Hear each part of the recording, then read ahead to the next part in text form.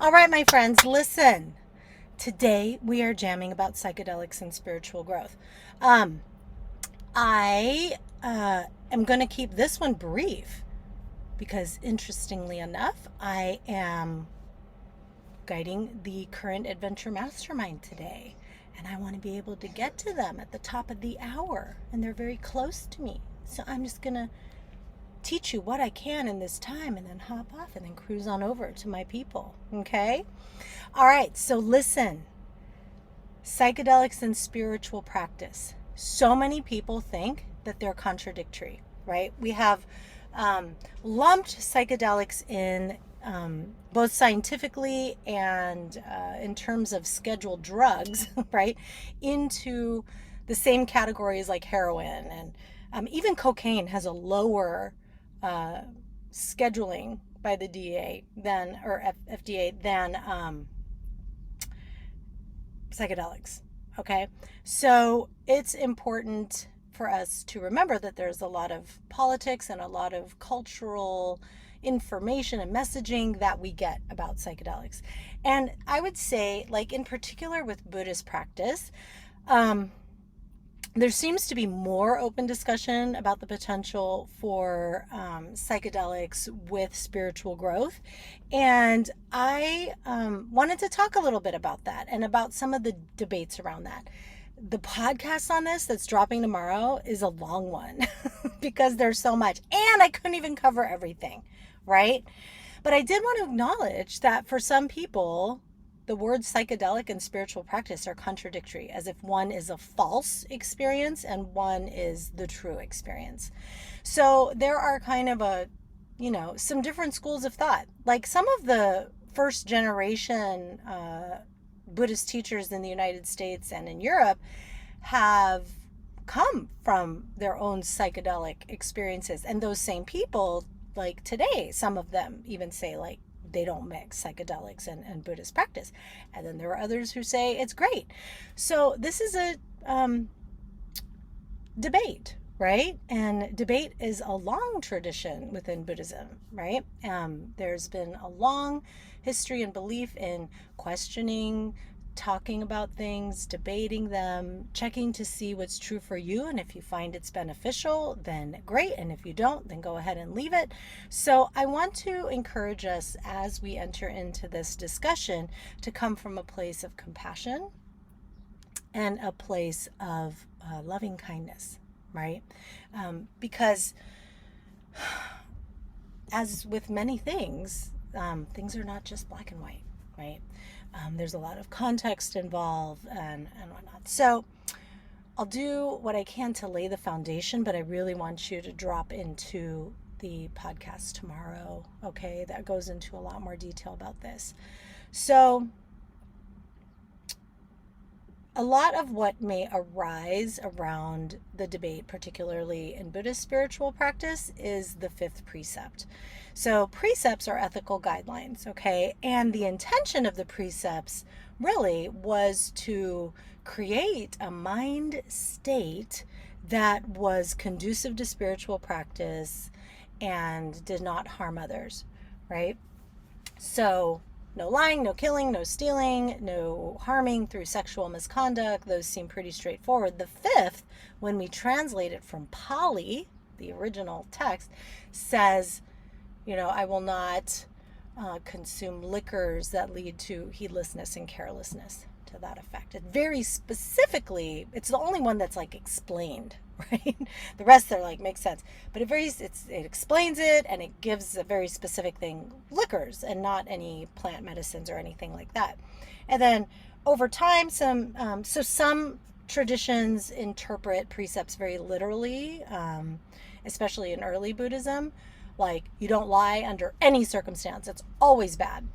And then the Mahayana, like Zen, and Vajrayana, like Tibetan Buddhism, interpret things more with the ultimate goal of like what is of most benefit to beings. So a common example is like lying, like do not lie. Okay, but what if an innocent person's hiding in your house and someone wants to kill them and they come by and they're like, is that person in your house? Well, from the Bodhisattva perspective, or what's of benefit to more people, we would say, no, they're not, even though that's breaking a precept. Now, this is dangerous water for us humans, right? Us humans love to fool ourselves. This brain here loves to kind of help convince us of shit that's not of our best benefit. So, intention, well, I was trying to be compassionate, I was trying to do the right thing. That's good, but it also needs to be combined with wisdom, right? It also needs to be combined, like we're thinking of skillful means, like not just compassion, but compassion and wisdom. What is very cool for me is that while I have had my own personal experience, while I've had clinical experiences, with patients in a clinical setting with psychedelics and their potential benefits, science is now helping to offer us insight into this wisdom. We have so many institutions right now doing research with psychedelics. Yay! And two of my alma maters, so Johns Hopkins University, long tradition, particularly with psilocybin, even before it became popular, even before Michael Pollan's book, right? UC San Francisco as well. So, and many other great institutions across the country are doing this work. And so now the data is supporting giving us some of the wisdom to have skillful means with psychedelics. And so, I'm coming at this giving you my perspective, that of some teachers I've spoken to, my interpretation of what they told me. This is not a Buddhist perspective per se, because there are Buddhist teachers that would agree with me and Buddhist teachers that would disagree with me. So I just wanted to make that clear. The other thing I want to make clear is you absolutely don't need psychedelics for spiritual practice or growth. I have personally met amazing spiritual practitioners who have never used psychedelics. And I believe they're enlightened beings, especially many of my Tibetan teachers. And so there's so many tangents I want to go off on, because there's this book called The Secret Drugs of Buddhism about the early roots of Vajrayana practice and how it did potentially involve psychedelics, but nowadays it doesn't. But anyway, so it is not necessary, but, and this is a big but, there's something to be said about, for sure, gradual spiritual progress. Some people feel that's the only way it should happen, through many, many years of meditation and committed practice. In my opinion, especially in these times, and it's always been challenging, there's always been reasons to not dedicate to spiritual practice. But right now, it's more urgent, I feel, that people can progress and have affirmation of what they believe to be true in their spiritual practice to help commit to that practice. And we need more people than ever awakening to some of the insights that we know with research now as well, what psychedelics can have us have insight into. The interdependence of us, the connection to nature and to other beings, and the respect for our environment, and our ways of seeing the world that are filtered, right? And how we're often walking in a dream state and not connected to the present moment. There's so many wonderful insights we can have through psychedelics that would help many of the crises that are happening today. That's another podcast in and of itself. So, we're looking at here two different paths that lead to the same place, and they're not necessarily, in my opinion, contradictory, okay? Because, you don't need psychedelics for spiritual practice. And in the right context, with the right people, it can be a super helpful tool. And I say with the right people because psychedelics are not for everyone. There are medical and psychiatric contraindications to psychedelics, and certain intentions of use for which they may not actually be of benefit, okay? So, all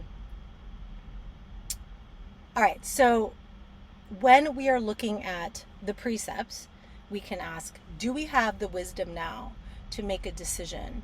And first of all, I think there was a reason it very specifically said alcohol. I mean, we know that there are so many more, even percentage of users that, die from alcohol-related deaths. and hurt and harm other people through alcohol related situations than with psychedelics, right? It's rare. Like, we try to find the data and it's rare, right? If it's out there. So I believe that there's a reason in that instance why it's said specifically alcohol. And I think as new substances were created over time, first of all, plant medicines were around and have been around for thousands of years. 3,500 years ago in the Rig Veda, right? One of the most ancient texts in India, spiritual text. There's talk about soma, which is widely believed to be a really powerful psychedelic, psychoactive substance, right?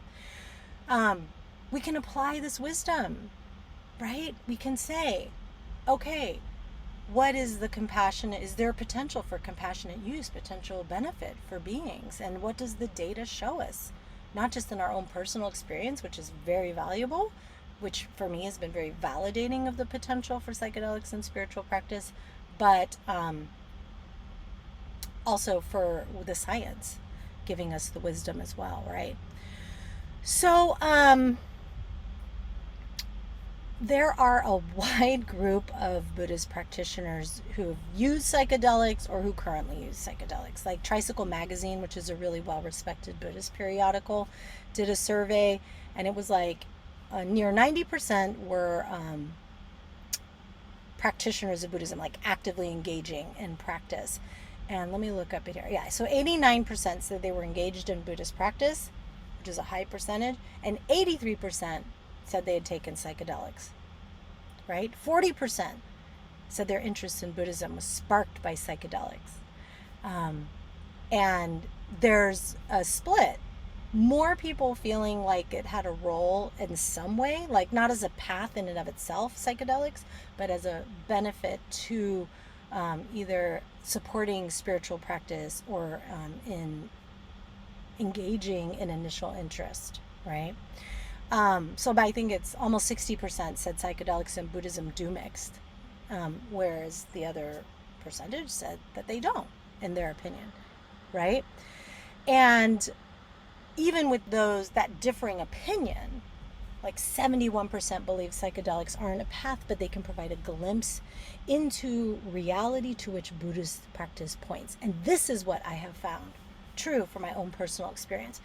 I first did LSD when I was 15, and it really changed the way I saw the world for all the reasons I just said there could be benefit. Like my recognizing the interconnectedness with others.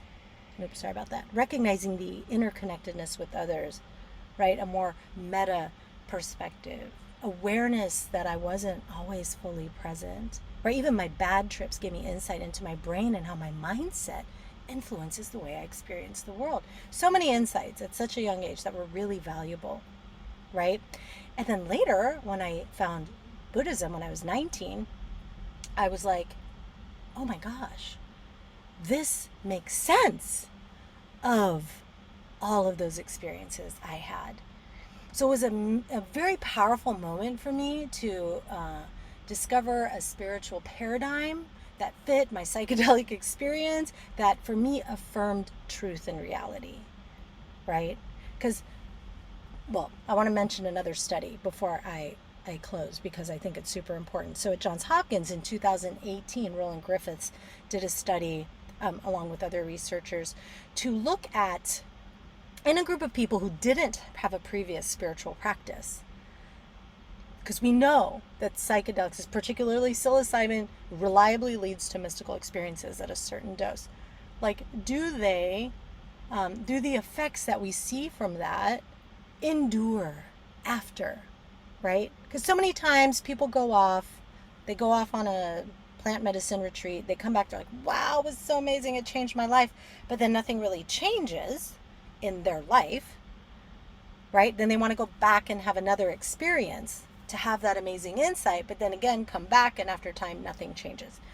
So what they did was they took 3 groups of people. One group with a low dose, because with psychedelics it's really hard to have a true placebo of nothing at all, because it's kind of obvious when you have often some could argue it's kind of obvious when if you've received a psychedelic or not, but that's not always true, interestingly. So they gave a low dose I think it was 1 milligram per 70 kilograms of psilocybin with standard spiritual support. So meeting with people, I think it was a total of just over 7 hours. And then the other two groups had a high dose, 20 milligrams per 70 kilograms for the first session, 30 milligrams per 70 kilograms for the second session, plus over 30 hours of spiritual practice support, meditation support, journaling, engaging in practices outside, like, being in that support spiritual growth, like being in nature, mindful movement, all of that, right? And I go into more detail about that in the pod. So what they found was after 6 months, important traits endured. And listen to this. This is what I think is super interesting, okay? Right now, I just realized my poor Instagram people weren't live. So right now, we often think, okay, I have this amazing experience, and does it make a difference in my real life or how I interact with others? From the Mahayana or Bodhisattva perspective, like even beyond personal spiritual growth, does it change how I interact with other people? Am I more kind? How do I show up in the world?